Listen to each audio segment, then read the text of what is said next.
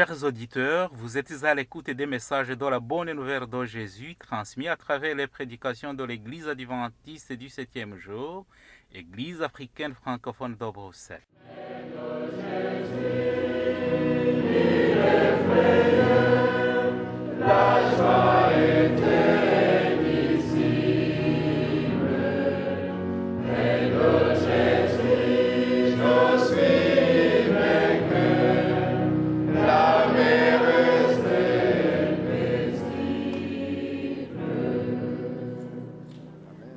C'est ainsi qu'a commencé la bonne nouvelle de Jésus-Christ, le Fils de Dieu. C'est là ce qui est écrit dans le livre du prophète Ésaïe. J'enverrai mon messager devant toi, il te préparera le chemin.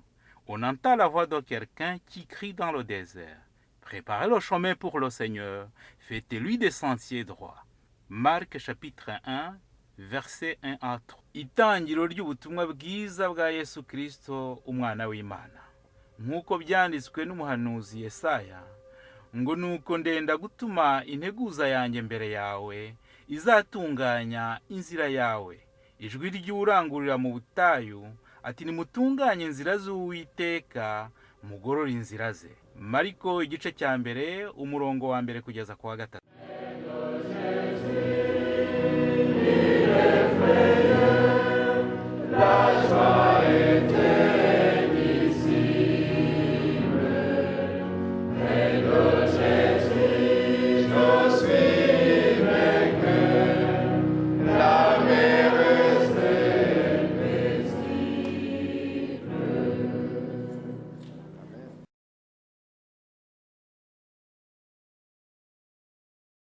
Merci de votre accueil. Ndabashimira uko mwanyakiriye.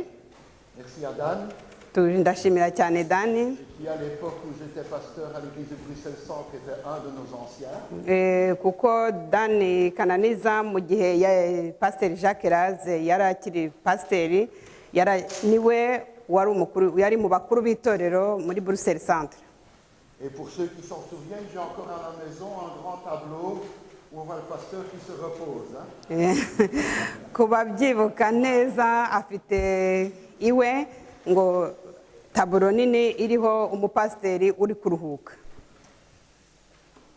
Je ne sais pas si ça vous est déjà arrivé de remarquer dans des magazines Sinzi naho byarigeze bibaho kugira icyo mubona mu binyamakuru, un jeu qui s'appelle Chercher l'erreur. umukino witwa ngo shakisha ikosa. Vous savez, vous avez deux images Mufite amashusho abiri, qui sont à peu près les mêmes, mais dans la deuxième, il y a quelques éléments qui changent. ayo mashusho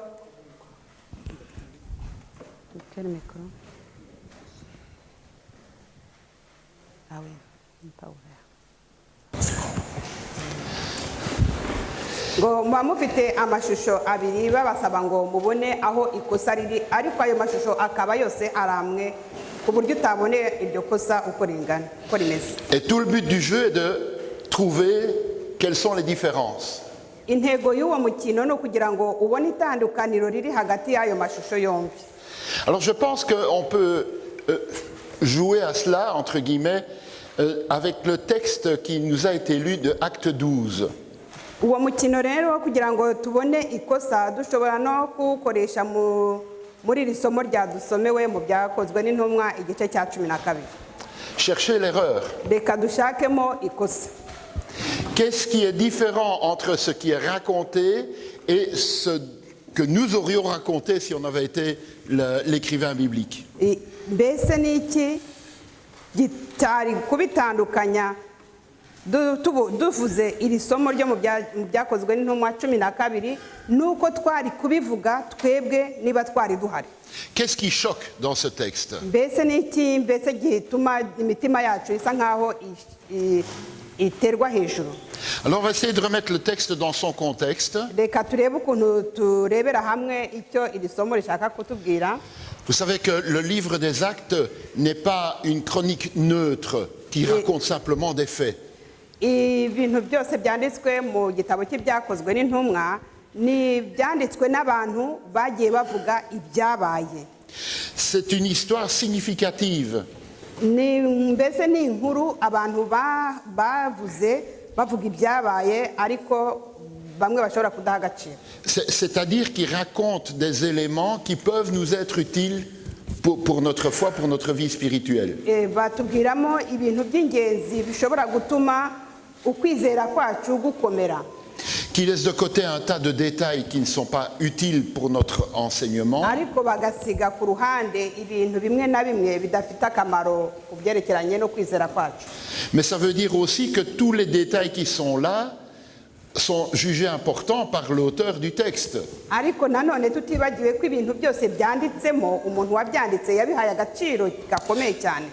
Alors si vous vous souvenez du début du livre des Actes, au moment où Jésus va monter au ciel, le récit de l'ascension, Murebye neza mu ntangiriro z'iki gitabo cy'ibyahishuwe mu gihe mu byakozwe n'intumwa igihe Yesu yarasubiye mu ijuru babonye umwuka wera, Jésus leur dit, vous serez mes témoins à Jérusalem, Yesu yarababwiye ati muzaba abahamya bo kumpamya muri Yerusalemu en Judée et en Samarie, no muri Yudaya no muri Samariya et jusqu'aux extrémités de la terre. no kugeza ku mpera z'isi.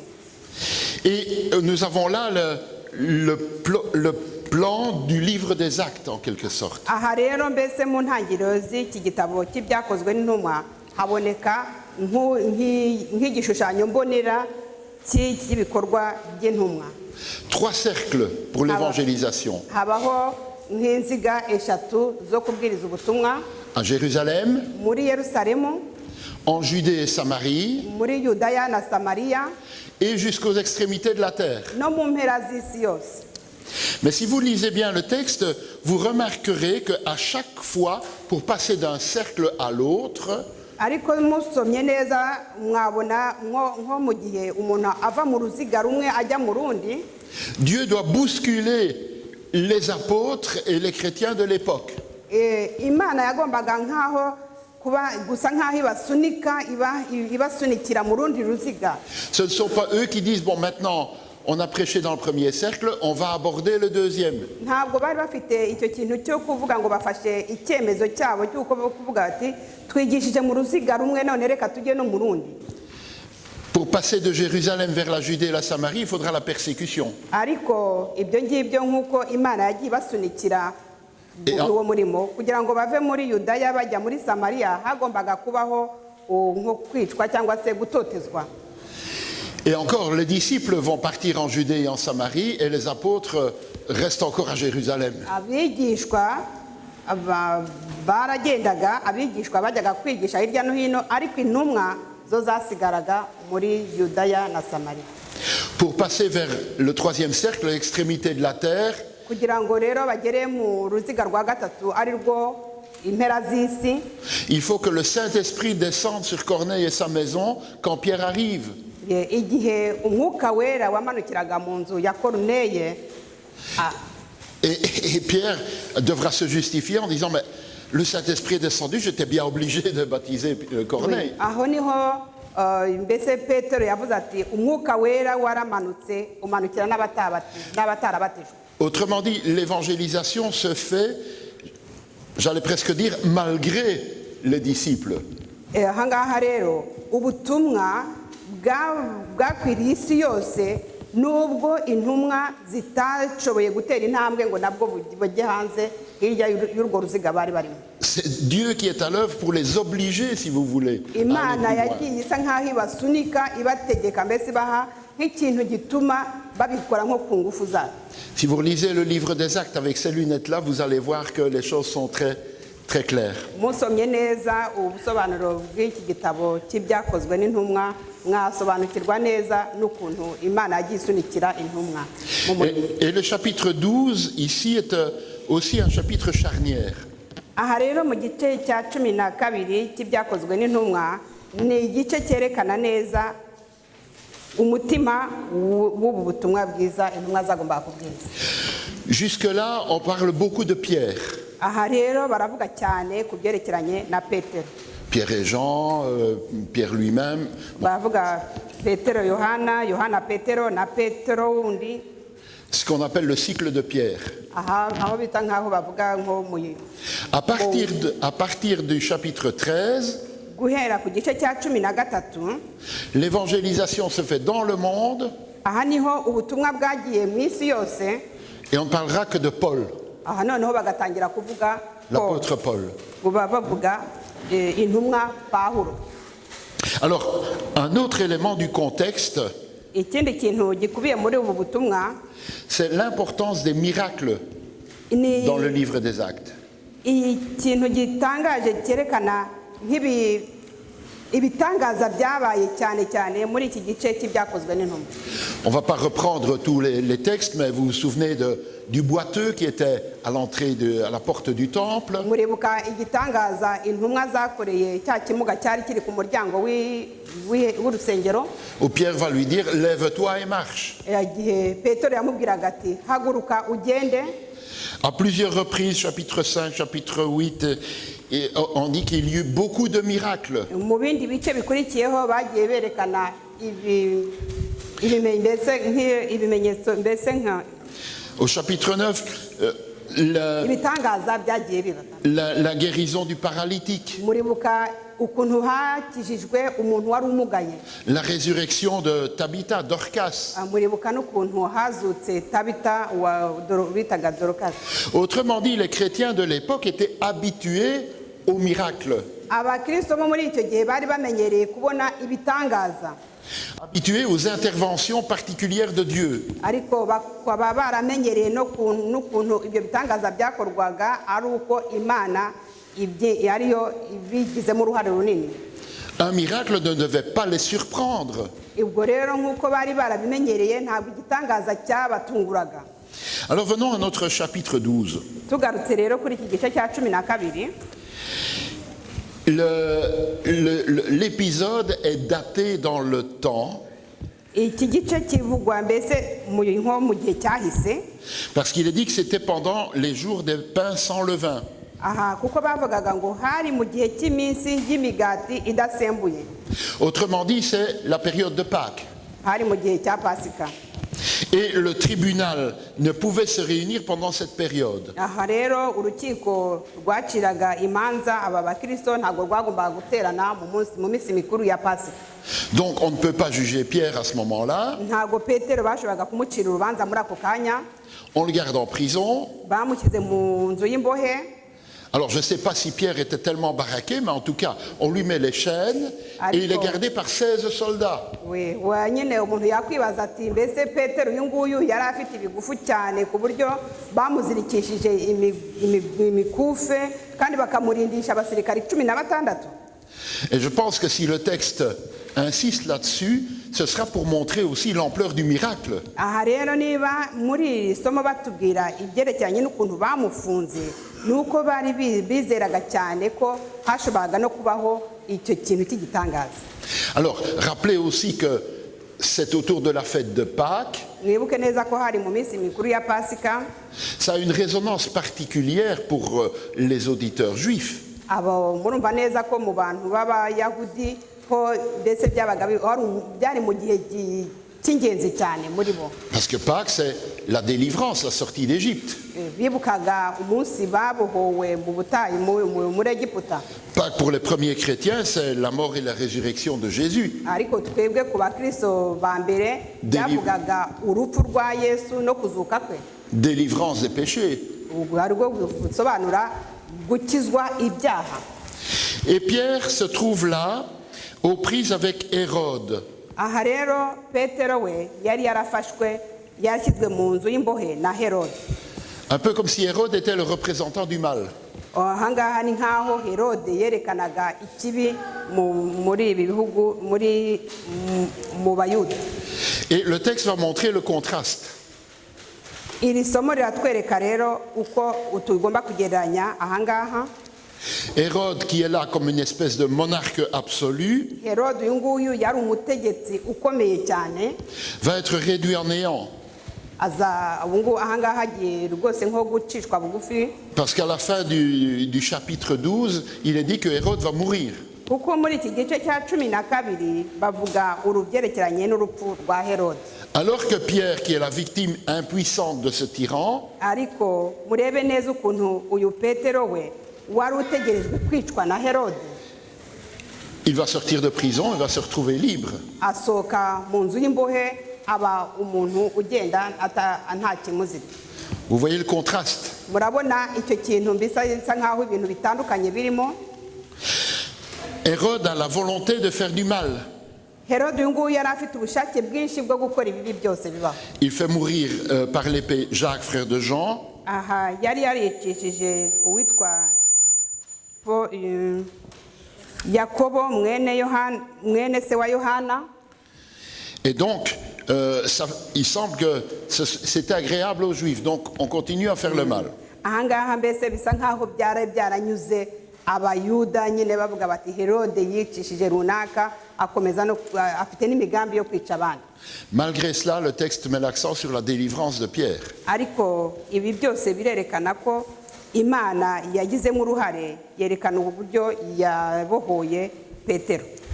Et alors que Pierre se trouve sous une surveillance continuelle de la part d'Hérode, Petero yari ari mu nzu y'imbohe kandi arinzwe cyane ku itegeko rya Herode. parallèlement à cela, il y a un processus continuel de prière des croyants. Ariko uko Petero yari afunze arinzwe cyane, ni nako n'abantu basengaga basengera Petero nabo batigeze bahagarara. Voyez-vous, il y avait déjà à l'époque des réunions de prière. Muri icyo gihe habagaho amana mbese amagurupe yo gusenga. Des chrétiens qui se réunissent pour s'unir devant Dieu en prière publique. Abantu b'abakristo bashyiraga hamwe kugira ngo basengere hamwe intego ini. D'ailleurs, vous vous souvenez qu'au début du livre des Actes, il est dit qu'ils se réunissaient pour manger, pour prier, une habitude. Mu ntangiriro z'igitabo cy'ibyakozwe n'intumwa havuga ko abakristo ba mbere bateraniraga hamwe bagasangira bakiga kandi bagasenga. Mais ici, ils sont rassemblés la nuit. Ahangaha ariko tubonye ko bari bateranye bari gusenga kandi ari nijoro. Et ça, ce n'est pas nécessairement une habitude. Ahangaha ntabwo byari biri mu kamenyero kabo. Mais il y avait une urgence. Ariko hari harimo ikintu cyihutirwa cyane. Il y avait un danger extrême pour Pierre. Kubera ko uyu Petero yari ari mu nzu y'imbohe kandi ategereje kwicwa.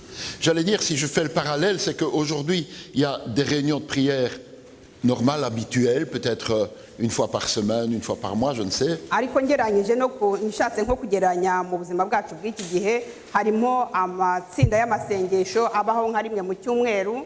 Mais il peut aussi y avoir des réunions de prière spéciales dictées par les circonstances. Ariko hashobora kubaho n'amatsinda y'amasengesho mbese yabuhariwe ashingiye ku kintu mbese kiriho gituma abantu bahamagarirwa gusenga byimazeyo. Et le texte insiste sur le fait qu'il prie avec persévérance, avec ferveur. Hano ngo basenganaga umwuka kandi bizeye binginga. Une prière ardente, une prière assidue. Kandi bari bafite ingufu mbese bari bafitemo bafite kwizera ko ibyo basaba byari bifite akamaro. Alors, ce qui m'interpelle par rapport à cette réunion de prière, Ariko ikintu mbese gituma nibuka aya masengesho bakoraga, c'est qu'ils sont là et ils prient pour Pierre. aha barimo bose basengera Petero. Il y a un contenu très concret à la prière. Hari harimo ikintu cy'ingenzi kimwe basengeraga. Trop souvent, nos prières ressemblent à une espèce de prédication à Dieu à genoux.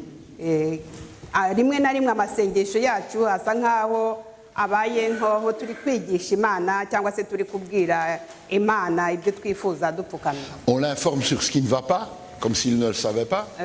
Tubwira Imana ibintu bitagenda nk'aho itabizi. On lui ajoute quelques citations bibliques. Tukashyiramo ndetse n'amagambo y'Imana mu byo yadusezeranije. Quelques autres vérités, quelques citations peut-être de l'un ou l'autre auteur inspiré. Tugashyiramo n'ibyo mu ijambo ry'Imana kugira ngo tuvuge byinshi. Mais ici, non, une prière concrète, précise, avec des objectifs précis. Hano bari bafite isengesho rishingiye ku ntego ryuzuye kandi igaragara. Et j'imagine que la plupart des prières devaient se ressembler fort. Ni ukuvuga ko we atekereza ko amasengesho yose yagombye kuba yegereye iri sengesho abakristo basengeraga. On pense souvent que dans les réunions de prière, il faut absolument que ma prière soit très différente de celle de l'autre. rimwe na rimwe mu masengesho cyangwa se mu matsinda yo gusenga buri wese aba ashaka kugira ngo isengesho rye ritandukane n'iry'undi. Donc qu'est-ce qui se passe pendant qu'il y a quelqu'un qui prie? Moi je réfléchis en disant qu'est-ce que je pourrais dire de différent? Ariko muri urwo rwego rwo kugira ngo utekereze uburyo isengesho ryawe riraba ritandukanye n'iry'undi, igihe umwe ari gusenga wowe ntabwo ukurikira ibyo ari gusenga, ahubwo uhama muri za ntekerezo zawe ngo njyewe ndavuga iki kugira ngo mvuge ibitandukanye n'ibyo yavuze. Ici on prie pour Pierre. Ahangaha rero bo basengeraga Petero. Ça me rappelle l'histoire de la veuve qui venait voir le juge et qui a répété la même prière. Biramwibutsa ya nkuru y'umupfakazi wazaga kureba umucamanza agahora amubwira ibintu bimwe. Puis ce texte insiste aussi sur le fait que Pierre, même en prison, il est entre les mains de Dieu. Ahangaha rero niri somo riratubwira ngo Petero nubwo yari mu nzu y'imbeho yari ari mu maboko y'Imana. Où que nous soyons, que ce soit à l'hôpital, en prison ou n'importe où, Aho twaba hose haba mu bitaro cyangwa se aho twaba turi hose, que l'endroit soit beau ou désagréable, haba heza cyangwa se habi, nous sommes dans les mains de Dieu. tuba turi mu maboko y'Imana. Et Pierre en était tellement convaincu, Petero nawe yari abyizeye cyane le texte dit qu'il dormait. ku buryo ngo yari yisinziriye. Je ne sais pas si ça vous est déjà arrivé d'être en prison. Sinzi namwe mwarigeze mujya mu mazu y'imbohe. Vous connaissez beaucoup de prisonniers qui sont dans leur cellule en se disant demain je vais être jugé et je vais y passer. Ese mwigeze mwigeze mubona umuntu uri mu nzu y'imbohe kandi azi neza ko ejo bazamwica cyangwa se bazamucira urubanza rumwica, Et qui dort très profondément et paisiblement. akiryamira agasinzira nk'aho ari mu mahoro adasanzwe. C'est ce qui se passe pour Pierre. Il faudra que l'ange le secoue. Réveille-toi. Nibyo byabaye rero kuri Petero igihe yari ari mu nzu y'imbeho. Uyu umumarayika wamusanze yarinze kumunyeganyeza cyane. Ce sommeil, c'est le triomphe de la foi. Aha rero ibi bitotsi Petero yari arimo ni ugutsinda ko kwizera yari afite. En Gethsémanée, les apôtres, dont Pierre, dormaient pendant que Jésus était en souffrance. Muribuka ko na Yesu igihe yari ari mu mubabaro we wa nyuma wo kugira ngo adupfire, intumwa ze zari zisinziriye. Ici, Pierre a appris la paix, la tranquillité, quelles que soient les circonstances. Petero rero nawe yari ari mu mahoro anezerewe atuje akirengagiza ibimuri iruhande. Et Dieu va intervenir. Imana rero iriyerekana. Pierre est dans un cachot sombre. Petero uyu nguyu yari ari mu nzu yijimye. Et le texte dit qu'il y a une lumière qui brilla dans la prison. Ngo haza umucyo utangaje muri iyi nzu Petero yari arimo. Là où Dieu opère, il y a la lumière, même en prison. Aho Imana igeze, aho Imana ikorera haba n'umucyo no mu mazu y'imbohe. Et comme je dis, Pierre dormait profondément. Nk'uko rero nabibabwiye, Petero yari aryamye cyane. Tellement profondément que l'ange doit le secouer pour le réveiller. Yari aryamye cyane ku buryo n'umumarayika waje kumutabara yarinze kumunyeganyeza cyane. Et qu'il faudra attendre qu'il soit dans la rue pour qu'il soit réellement éveillé. Murumva neza n'ukuntu yari aryamye, ibintu byose byamubayeho, yabonye ko adasinze, mbese atakiri mu nzu y'imbohe, ageze hanze y'inzu y'imbohe yari arimo. Le texte dit Pierre revenu à lui-même, alors va réfléchir. Ijambo ry'Imana ritubwira ngo Petero asa nk'aho akanguka, za nzozi yari arimo babona ko atarotaga. Je ne sais pas si les somnifères existaient à l'époque, mais celui-là devait être très fort. Ntago nzi neza niba bya binini abantu bafata kugira ngo basinzire byarabagaho, ariko icyo mbese iki kinini Petero yari yafashe kigomba kuba cyari gikomeye. Mais en fait, le texte ne laisse aucun doute. La libération, c'est l'affaire de Dieu. Aha rero muri iri somo biratwereka neza ko nta gushidikanya uburyo Petero yavuye muri iriya nzu y'imbohe ni umurimo w'Imana. Pierre est arraché aux mains d'Hérode, un peu comme Moïse a été arraché aux mains de Pharaon.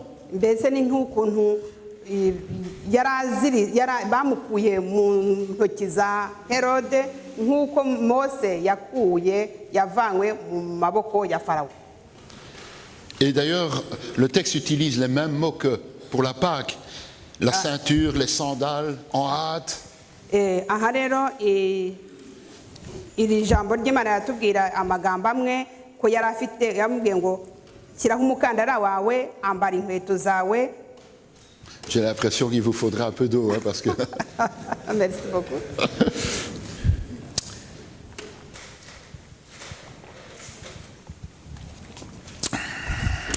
C'est toujours bien à l'église d'avoir de l'eau de là. Hein. Bien, et Pierre ne semble pas étonné de l'intervention de l'ange. Ahangaha Petero ntabwo yatangajwe nuko umumarayika yamukuye muri iriya nzu y'imbohe. Pierre va suivre. Arakomeza aragenda. Et l'ange l'accompagne pour passer les portes de la prison. Umumarayika aramukurikira kugira ngo atambuke inzugi z'inzu y'imbohe. L'ange fait encore un bout de chemin avec lui. Umumarayika kandi arakomeza agendana nawe. Et au moment où Pierre se trouve en sécurité dans une ruelle étroite,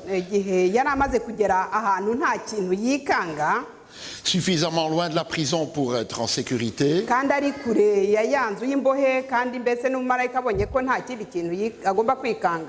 l'ange disparaît.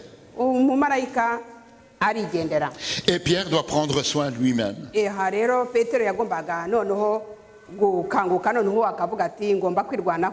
Parce que Dieu ne fait pas à notre place ce que nous pouvons faire nous-mêmes.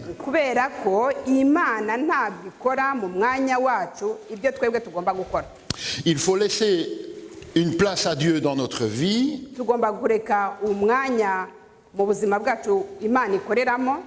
Mais nous devons faire aussi notre part. La libération est surnaturelle.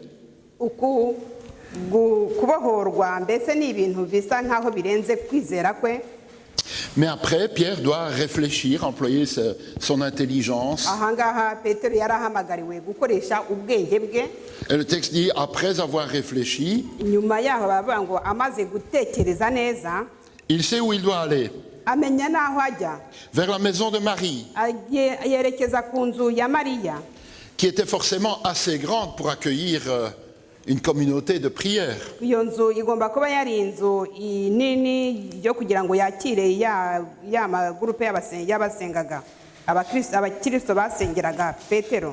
Et Pierre s'y rend tout joyeux avec l'intention d'expliquer sa libération miraculeuse.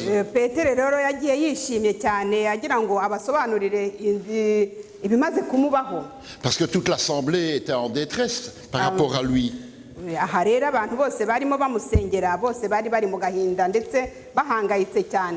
Et c'est là qu'apparaît le contraste.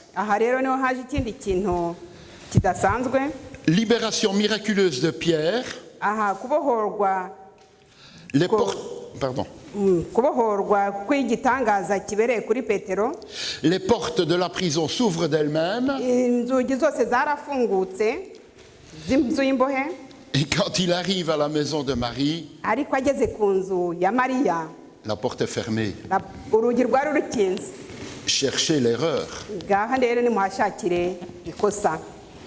Dieu brise les chaînes, ouvre les portes. L'église se verrouille.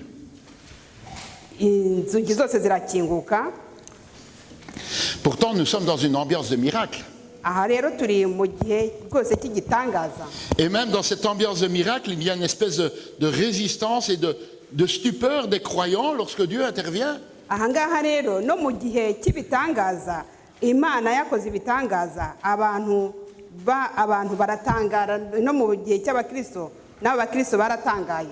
Et souvent dans le livre des Actes, Dieu doit s'y reprendre à 2 fois, 3 fois pour convaincre de ses initiatives.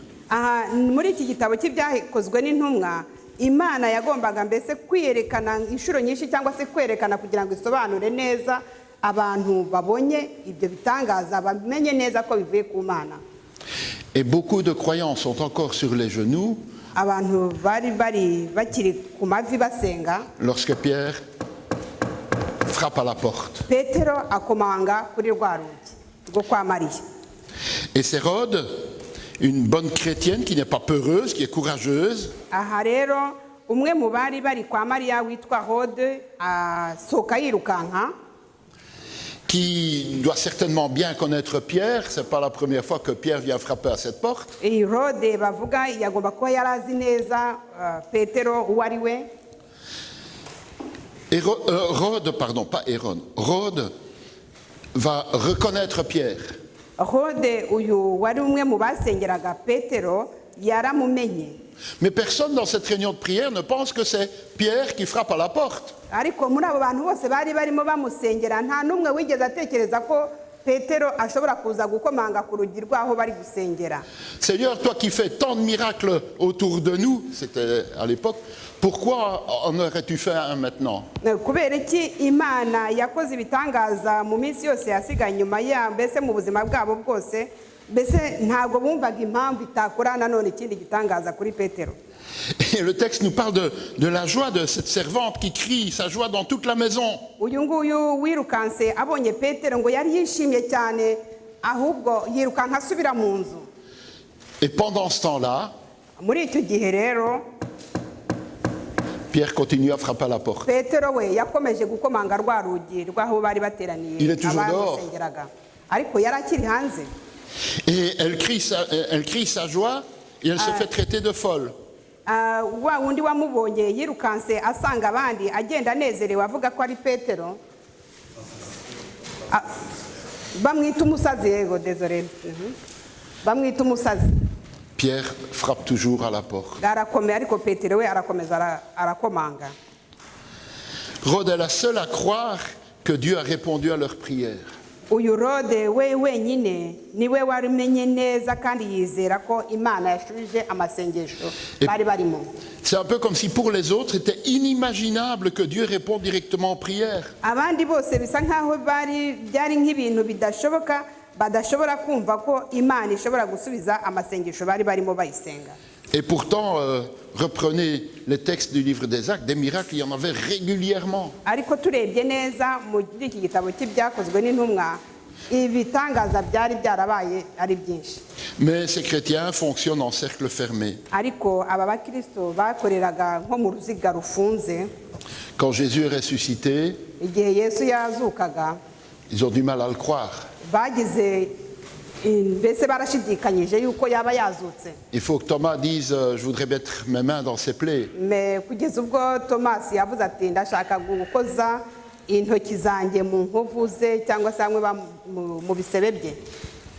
Mais finalement, est-ce que ces croyants ne nous ressembleraient-ils pas? Ese mu by'ukuri bariya basengaga bo mu gitabo cy'ibyakozwe n'intumwa bavuga ngaha ntabwo baba basa nkatwe?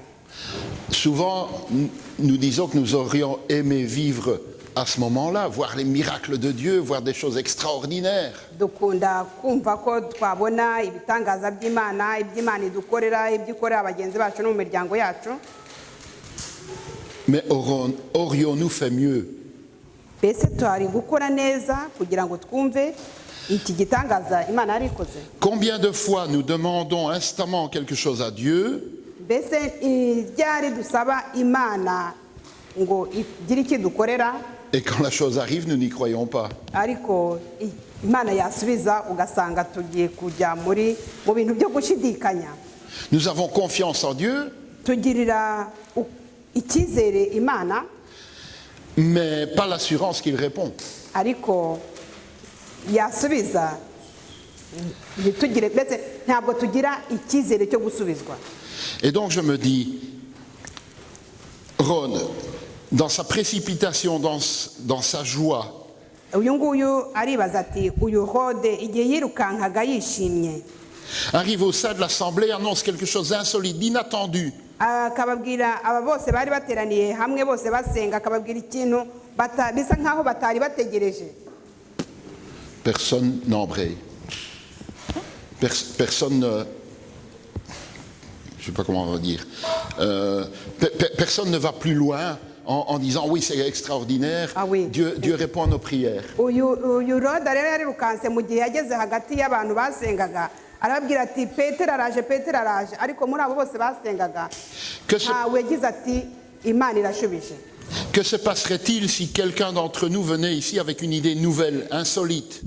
mbese byagenda gute umuntu aje hano akatubwira iby'Imana yamukoreye cyangwa se inkuru idasanzwe, un plan ambitieux pour remplir notre mission, mbese akababwira ati mfite gahunda yo kugira ngo bahe mbese ibyo mwifuza byose bigerweho, mais qui demande un pas dans la foi, ariko pardon qui demande un pas dans la oui, foi. ariko akadusaba gutera intambwe mu kwizera.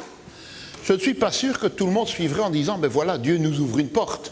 Ahangaha ntabwo nizeye neza ko hari umuntu waza avuga ati Imana idukinguriye inzugi, Allons-y avec foi. reka tujyemo dufite kwizera. On risque d'y voir tous les obstacles, Dushobora kubona ingorane zose zizaba imbere yacu, alors qu'on pourrait y voir tous les possibles. ariko ntitubone ahubwo inzira zifungutse cyangwa se imiryango ikingutse.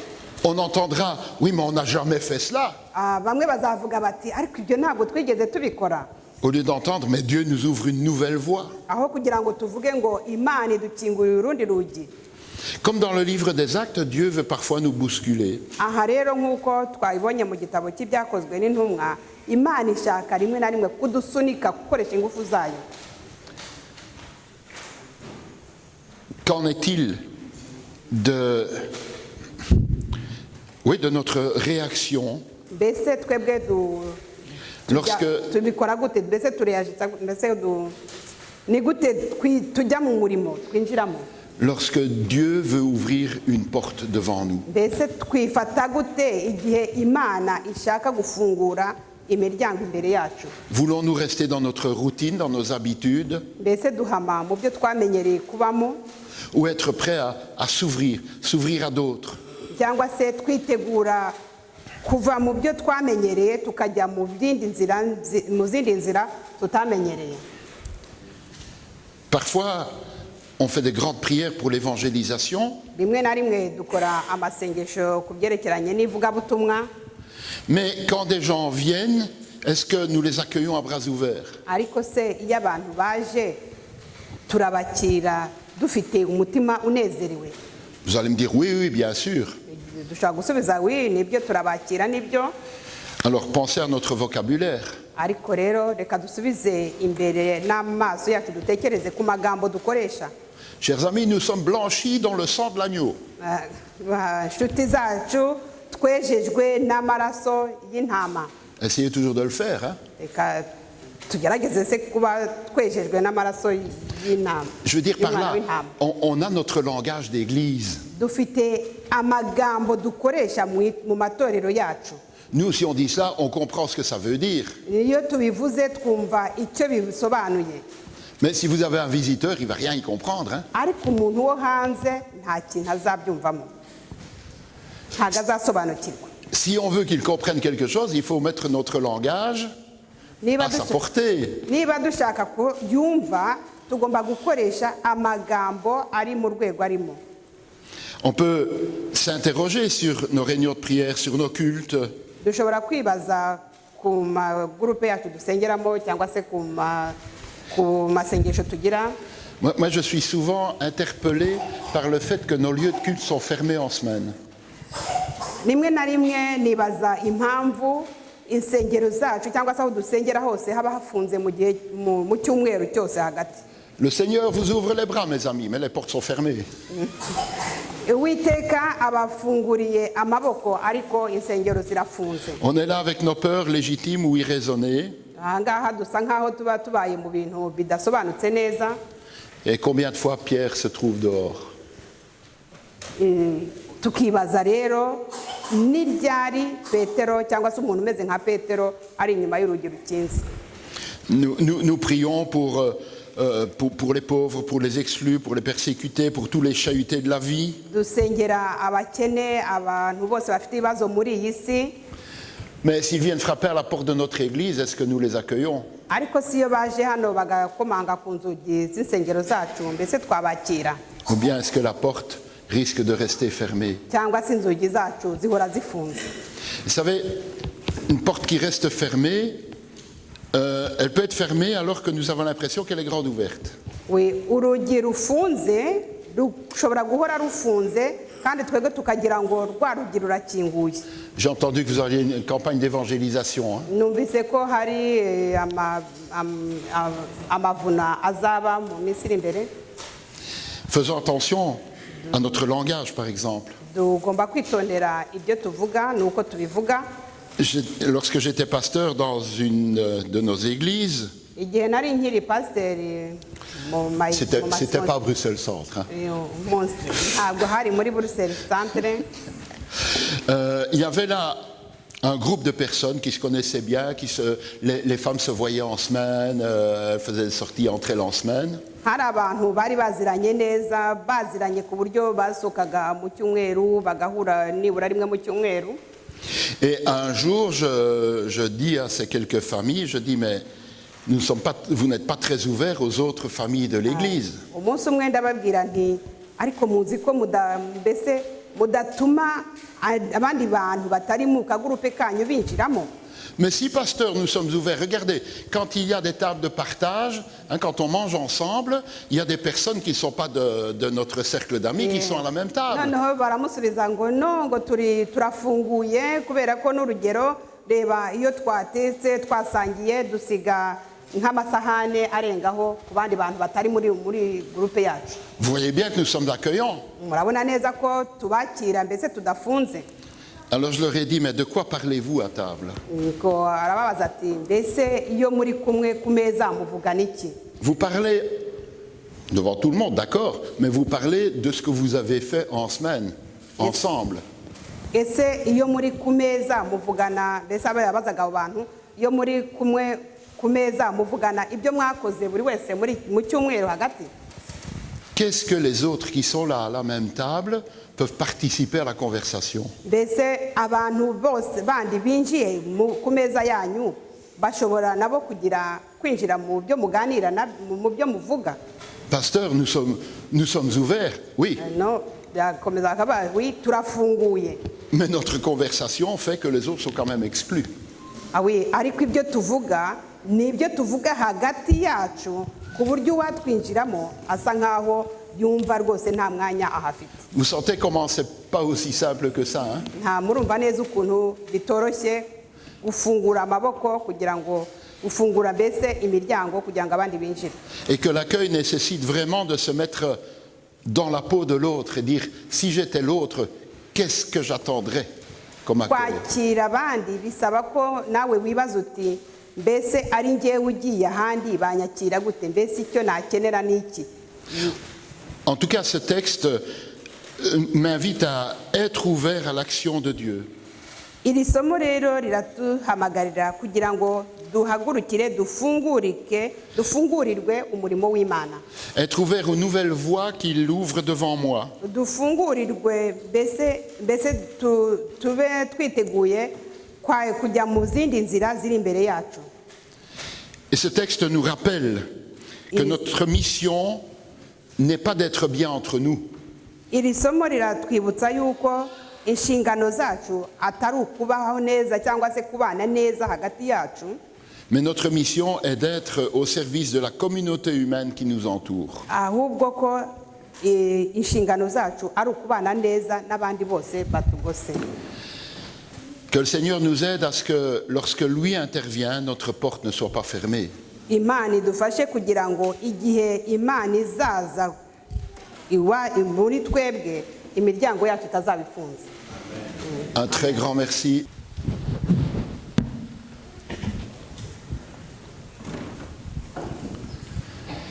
Notre Dieu, notre Père céleste, une fois de plus ce matin, nous te disons la joie que nous avons d'être réunis ici ensemble pour te louer, pour écouter ta parole. Mais Père, si tu veux nous parler, c'est pour que des choses puissent changer dans notre vie. Pour que dès cette semaine, nous fassions le point et nous disions, on veut s'ouvrir davantage à ton action. Oui Père, ce texte nous rapporte que les premiers chrétiens, alors qu'ils vivaient dans des circonstances particulières où tu intervenais régulièrement de manière spectaculaire, n'ont pas toujours compris ton action. Père, nous le ressemblons tellement.